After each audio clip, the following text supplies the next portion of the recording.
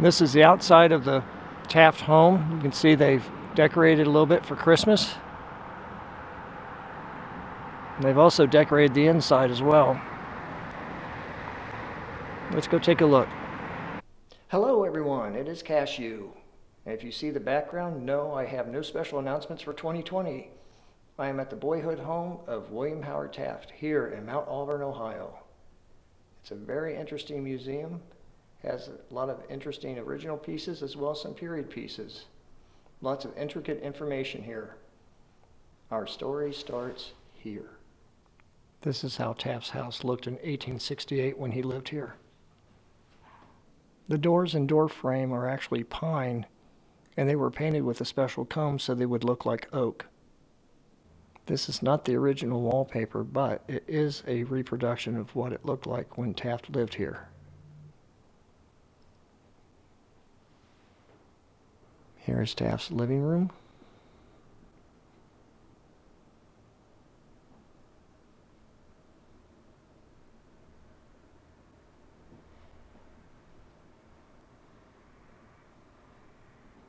This hose you see is a kind of extension cord that brings the gas down to the lamp on the table.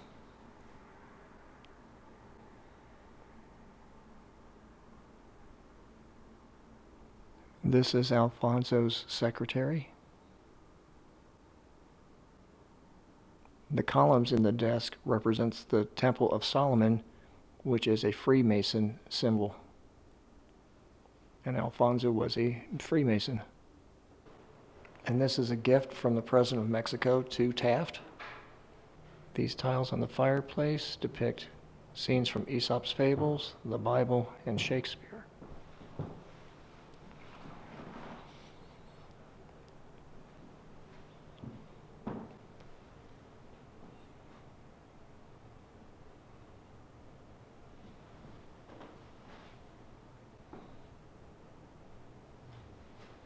This is the most expensive but least used room in the house. It was the parlor, and it was destroyed by a fire, and so most of what you see here is not the original furniture, but the portraits are original because they were with Taft when he was in Washington.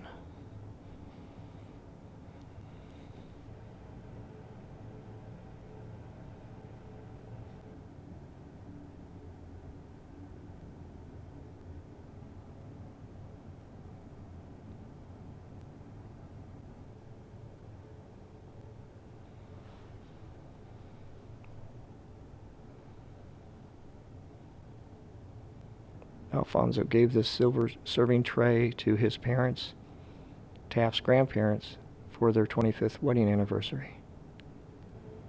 This is an original fireplace with the house. It's meant to look like marble, but it's actually cast iron. This is a photograph of Taft at age 3 in a dress. And usually they were kept in dresses because it was easier to change diapers.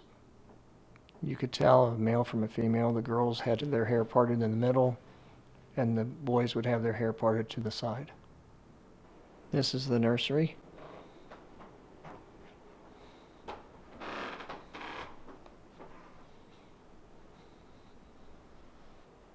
The tree hanging over the bed is due to one year Taft's sister Fanny was too ill, and so Taft and his brother brought a tree in and hung it over the bed so she could be part of the Christmas celebration.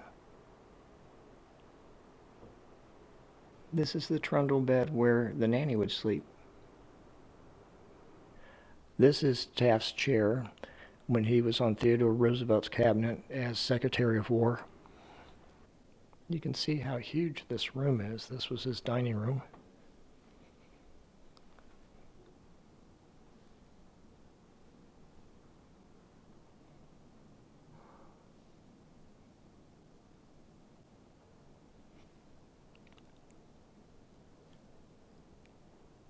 It's believed Mrs. Taft did the needlepoint work on this chair.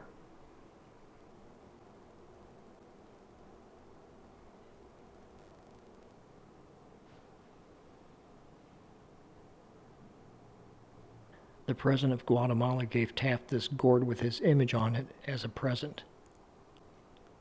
While in the Philippines, Taft purchased a set of these chairs with his initial embossed on the leather backs. The Spanish style recalls the island's long occupation by Spain.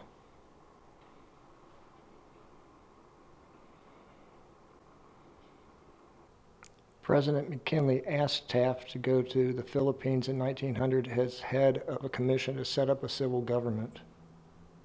Taft owes a lot of his political success to Teddy Roosevelt. The two were friends, and he was kind of mentored by Roosevelt. And here's an example of Roosevelt encouraging and helping Taft with his career. Here's an illustration on the cover of Puck magazine.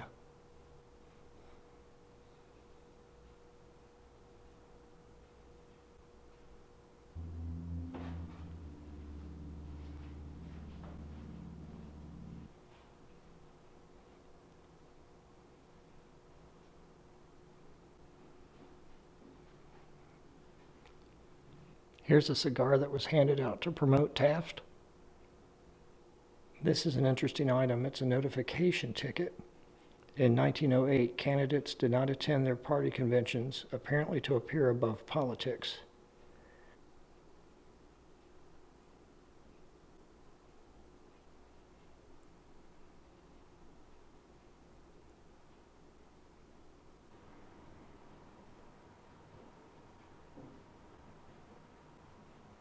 This is arguably the most impressive piece in the house.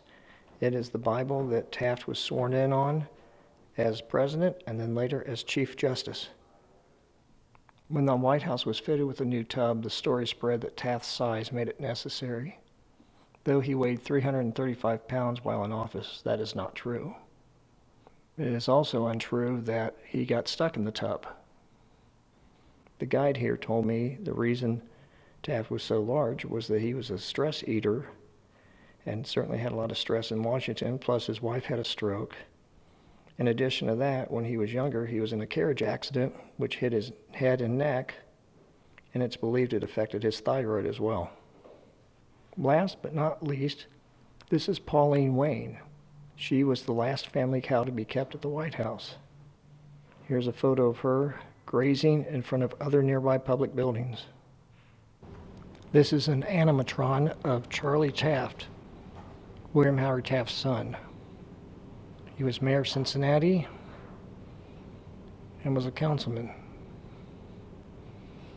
The canoe on the roof of the car you see, he claimed he kept it on there so he could find his car in a parking lot. But in actuality, he always enjoyed an opportunity to go fishing. If only Charlie could speak.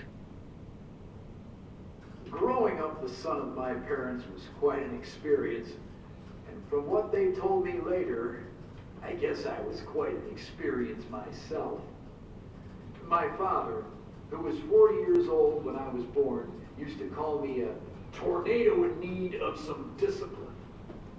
That was really enjoyable. I certainly learned a lot more than I did before about Taft. I really virtually knew nothing, and I was hesitant to do anything about a president again because my last two vlogs on presidents did not get many views. But you know, this is my vlog and I do things that I find interesting, and if I discover it, maybe you'll discover it along with me. That's the whole point of the vlog, is to take you to places that you haven't gone yourself, that you'd like to, or maybe you're thinking about going and want to get a glimpse. But if you're interested in Taft or you're interested in history, this is definitely the place to go because there's a lot to be seen in here. If you liked the video, be sure to give it a thumbs up, and be sure to click the subscribe button if you haven't already, and be sure to ring the notification bell, let you know when I have new videos. Until next time, this is Cashew, signing off. One final interesting little fact about the Taft family is that William Howard's dad, Alphonso, was the founder at Yale University of the secret society Skull and Bones. And if you recall, John Kerry and George W. Bush were members of that society.